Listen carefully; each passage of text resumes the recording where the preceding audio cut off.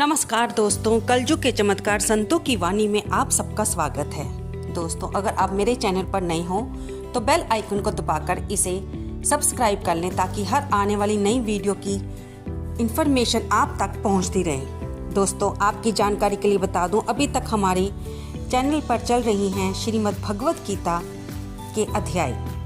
हम 17 अध्याय सुन चुके हैं और उनका महात्म्य भी जान चुके हैं, जिनको सुनने, कहने, पढ़ने से हमें पता चलता है कि गीता के हर अध्याय का महात्म्य इतना ज़्यादा है कि अगर कोई उसका लगातार पाठ करे और उसका फल किसी अधम योनि वाले को भी दे जो कि अपनी योनि से मुक्ति चाहता हो तो उसको मुक्ति मिल जाती है। आज हम सुनेंगे श्रीमद् भगवत गीता का 18वां अध्याय। 18वां अध्याय प्रारभ्यते मोक्ष संन्यास योग। अर्जुन ने पूछा, हे मधुसूदन, संन्यास और त्याग का तत्व पृथक पृथक जानने की इच्छा करता हूँ। जानी भगवान श्री कृष्ण से अर्जुन संन्यास और त्याग के बारे में अलग अलग बताने के बारे में और उनके बारे में जानने की प्रार्थना कर रहे हैं। श्री भगवान ने कहा, कामना वाले कर्मों के त्याग को ज्ञानी लोग संन्यास मानते हैं और विवेकी लोग वो फलों के त्याग को त्याग कहते हैं। कोई पंडित दोष जुगत जानकर कर्म को त्यागना उचित समझते हैं। कुछ लोग यज्ञ, दान और तप आदि कर्मों के ना छोड़ने को त्याग बताते हैं। हे भारत, त्याग के विषय में हमारा निश्चय जो है वह सुनो। त्याग 3 प्रकार के हैं। यज्ञ, दान और तप आदि कर्म त्यागने नहीं चाहिए, वे अवश्य करने योग्य हैं, क्योंकि ये तीनों ज्ञानियों को पवित्र करते हैं। ये सब कर्म आसक्ति और फल को त्याग कर करने चाहिए। मेरा निश्चय मत यही है जो उत्तम है। अपने नियमित कर्मों का त्याग उचित नहीं। यदि मोहवश ऐसा किया जाए तो वह तामस त्याग है, कर्म दुखप्रद है। ये विचार करके शरीर के क्लेश के भय से जो त्याग कहलाता है उसे त्याग का फल नहीं मिलता, वह राजस त्याग कहलाता है। हे अर्जुन, अपना कर्म अवश्य करने योग्य है। फल तथा आसक्ति को त्याग कर जो किया जाता है वह कर्म सात्विक है। जो दुखदायक कर्म से द्वेष नहीं करता और सुखदायक कर्म से प्रीति नहीं करता वह त्यागी, सत्यशील, बुद्धिमान, मुक्ति के योग्य है। देहधारी संपूर्ण कर्मों का त्याग नहीं कर सकता। कर्म फल 3 प्रकार के अनिष्ट, इष्ट, मिश्र जो त्याग नहीं करते उनको मरने के पीछे मिलते हैं, योगियों को कभी नहीं मिलते।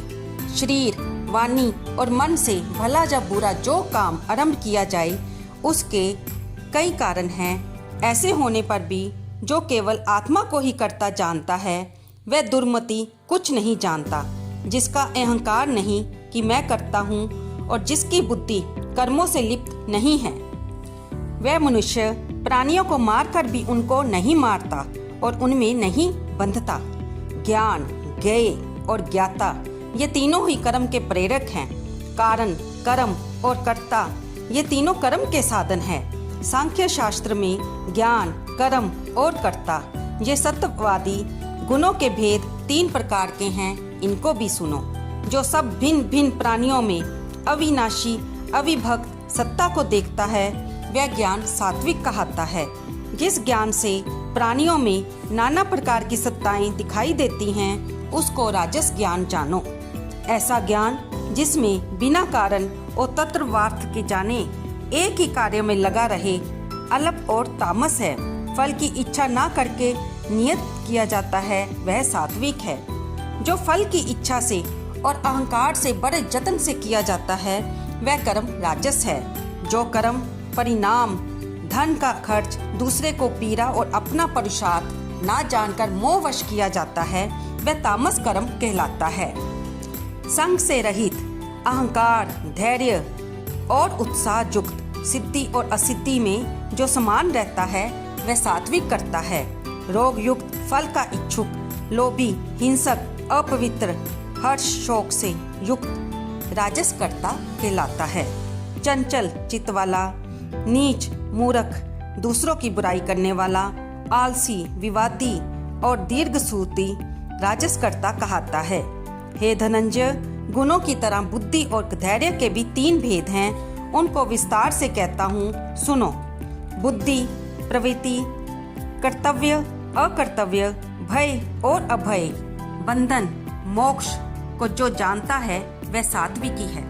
हे पार्थ, जिससे धर्म और अधर्म, कर्तव्य और अकर्तव्य ठीक निश्चय नहीं होता वह राजसी बुद्धि है।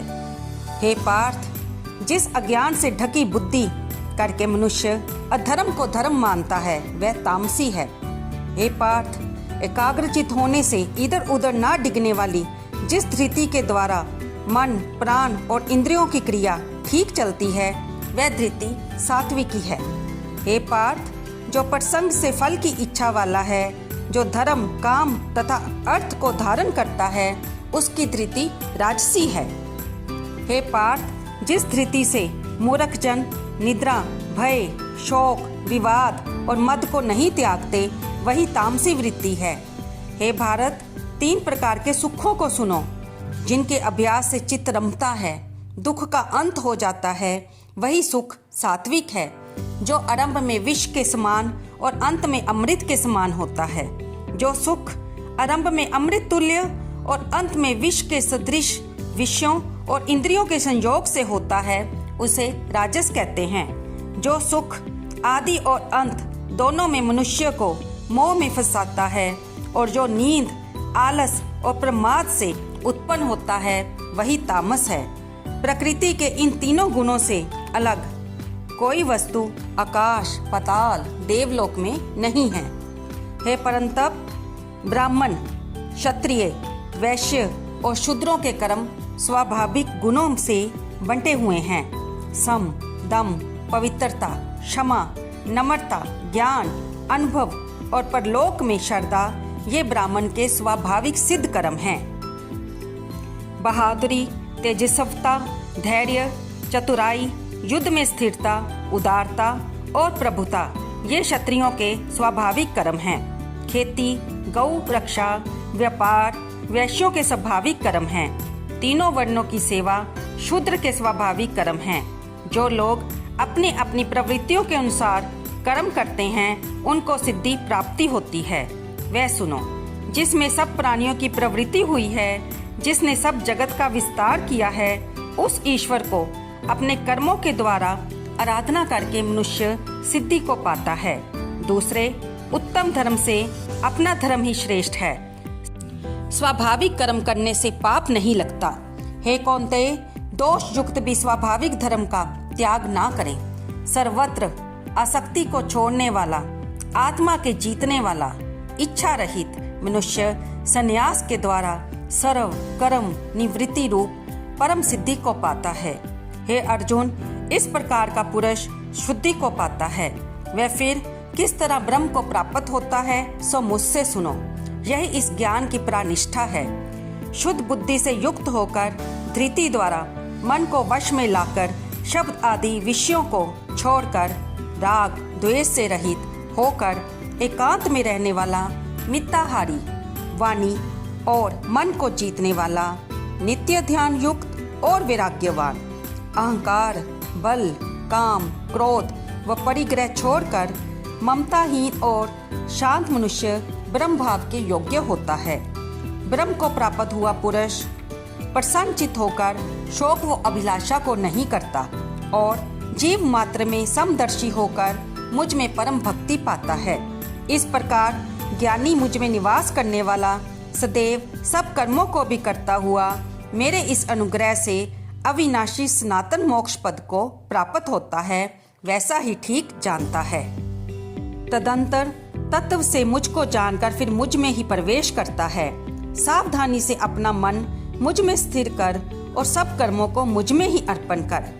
बुद्धि योग के आश्चर्य से निरंतर अपने चित्त को मुझ में लगा दे।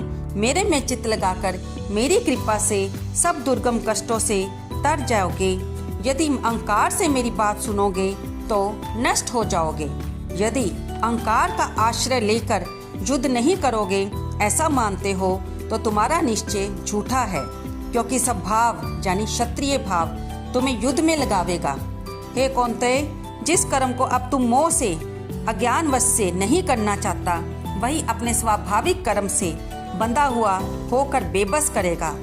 हे अर्जुन, प्राणियों के हृदय में स्थिर ईश्वर उनको माया से इस प्रकार भरमा रहा है मानो सब जंतर पर चढ़े हैं। हे भारत, सब भावों से उसी की कृपा से परम शांति और मुक्ति को पाओगे। ये गूढ़ से गूढ़ ज्ञान मैंने तुम्हें कहा है, इसे भली भांति विचार कर जैसा चाहते हो वैसा करो। सबसे गूढ़ वचन को और सुन, क्योंकि तू मेरा परम मित्र है, इसलिए मैं तेरे हित की कहूँगा। मेरे में मन लगाओ, मेरे भगत हो, मेरा यज्ञ करो, मुझे ही नमस्कार करो।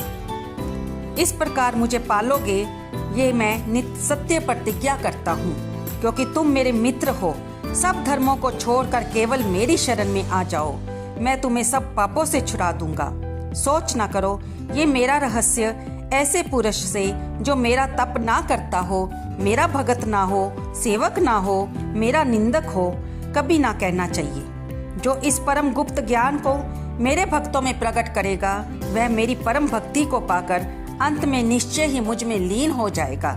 इससे अधिक मेरे लिए प्यारा काम करने वाला मनुष्यों में दूसरा कोई नहीं होगा, और उससे बढ़कर मुझे कोई प्यारा भी नहीं होगा। हमारे इस धर्म संवाद को जो कोई पढ़ेगा, मैं समझूंगा कि उसने ज्ञान यज्ञ से मेरी पूजा की। जो श्रद्धावान पुरुष दोष ढूंढे बिना इसको सुनेगा, वह भी मुक्त होकर पुण्य आत्माओं को मिलने वाले शुभ लोकों को प्राप्त होगा। हे पार्थ, तुमने एकाग्रचित से मेरे इस कहे हुए उपदेश को सुना या नहीं? अर्जुन, तुम्हारा अज्ञान से उत्पन्न हुआ मोह नष्ट हुआ या नहीं?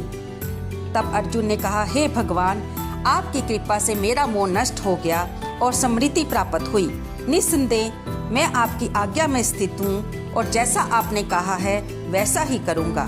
संजय कहते हैं, हे धृतराष्ट्र, मैंने व्यास जी की कृपा से साक्षात योगेश्वर श्री कृष्ण जी के मुख से इस परम गुहास्वाद को सुना।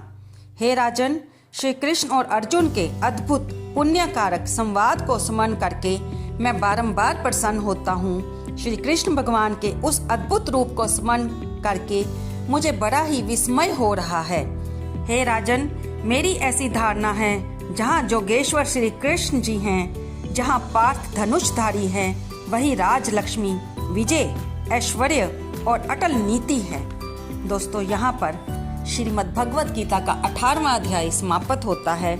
इति शोपनिषतो ब्रह्म योग शास्त्रे श्री कृष्ण अर्जुन संवादे संन्यास योगो नाम अष्टदशो अध्याय समाप्त। तो दोस्तों, इस अध्याय को कहते सुनते पढ़ते हमने ये जाना कि भगवान श्री कृष्ण ने पूरे 18 अध्याय में, अंत में 18वें अध्याय में भी अर्जुन से पूछते हैं कि मेरी बातों से, मेरे दिए ज्ञान से क्या तेरा मोह नष्ट हुआ? क्योंकि ये युद्ध तुझे क्षत्रिय स्वभाव के कारण अपने आप प्राप्त हुआ है और ये कर्म तुझे करना ही पड़ेगा। अगर तू इस कर्म को नहीं करेगा तो अधोगति को जाएगा। ये सभी शस्त्रधारी पहले ही मेरे द्वारा मारे जा चुके हैं, तू तो सिर्फ अपना कर्म निभावेगा।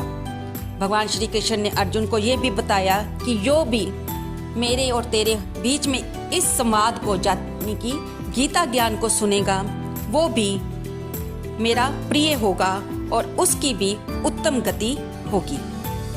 तो दोस्तों, आपको ये गीता चर्चा कैसे लगी? कृपया इसे लाइक करें, शेयर करें, कमेंट करें। अगले अध्याय में हम श्रीमद् भगवद गीता के 18वें अध्याय का महात्म्य जानेंगे। धन्यवाद दोस्तों।